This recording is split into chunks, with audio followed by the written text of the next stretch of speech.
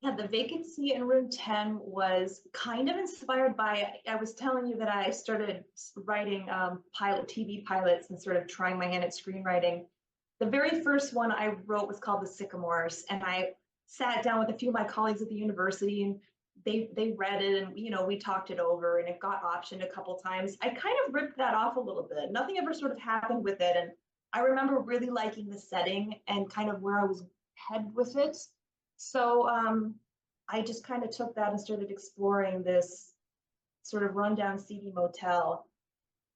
And if you've ever lived in dorms or community settings of any kind, I did a lot of volunteering in my 20s. I lived all over the world. I spent time in Africa and I lived in, community housing in Spain or wherever, Guam.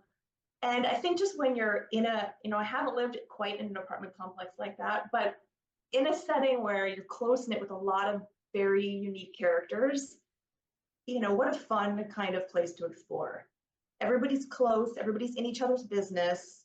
You can't not see the neighbors because your window is like facing their, bedroom or kitchen or something. And it just really lends itself to a lot of drama and a lot of chaos in a small setting.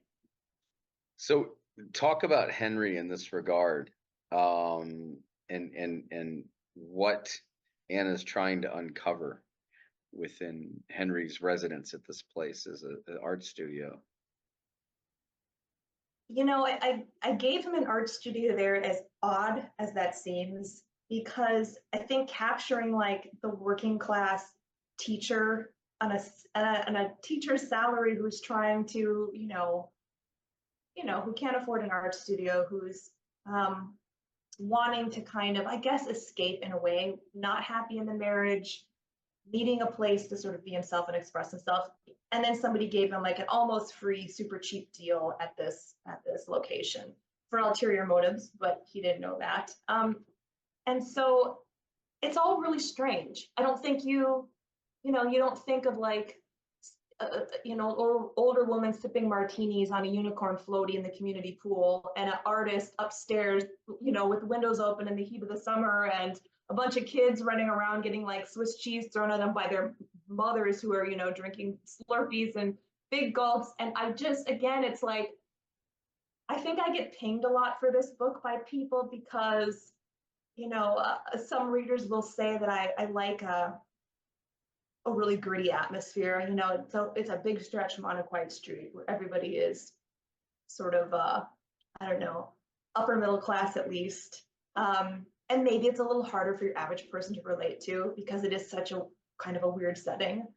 But gosh, was it fun. I mean, I just really, I kind of have to go with what I love to write and not necessarily try to people please. I mean, you want readers to love it, but you kind of have to be authentic to yourself. And I know it's not necessarily sort of the same vein as On a Quiet Street, but I was trying something different, and I still think it's my favorite book that I've written.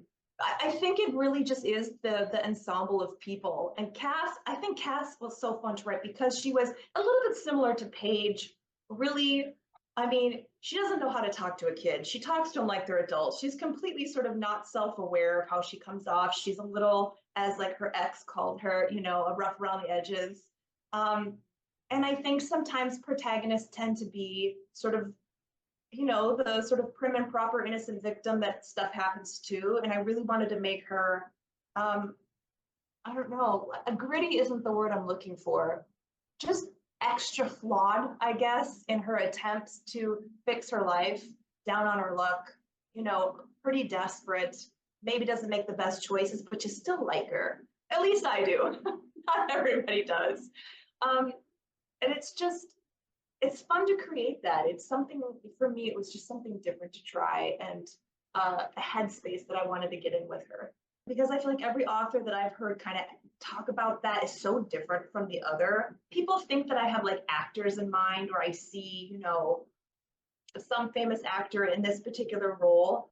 I don't really even see faces clearly. I think sometimes for the supporting characters, the Rosa and the Crystal, the people around the pool, maybe a little bit more. And I don't know if it's because each protagonist, when you switch from one POV to another, you're kind of putting yourself behind their eyes and looking at the world the way they would. And this last book I wrote takes place in, not to jump ahead, takes place in a retirement home. And there are so many supporting characters. I had to print out pictures, just photos of what I think they look like off the internet, and have a wall of like who these people are, and kind of get an image in my head of them, because I struggle so much with really seeing faces.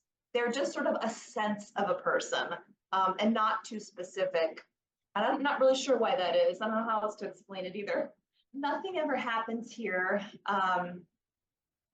I say that title, but I was just given that title. It's been a different working title this whole time, so it's still very strange too. I think that's maybe one of the first times I've actually used it, alongside thinking about the book.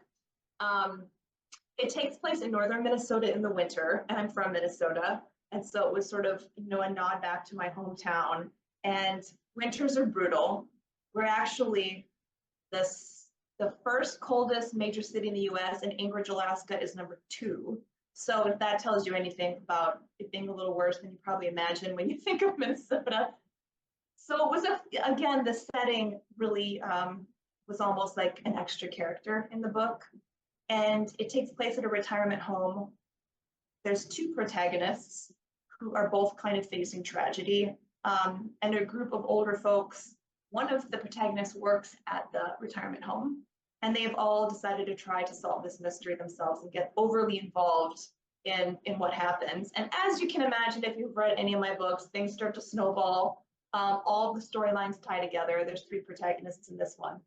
And I think what's different about this book is I've written some articles on why I don't care if you think my protagonists are likable. It is not my job to make them likable.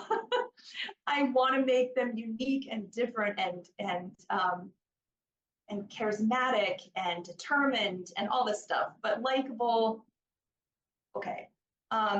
And I always go off that it's a sexist thing, because we really don't say that about men in books, whether they're likable. They can be the hard-boiled detective. Nobody asks if they're likable, right? So I do go off on a bit of a tangent about that. And I'll say that in all of my books before this, you could say that this or that character wasn't likable, however you feel about that.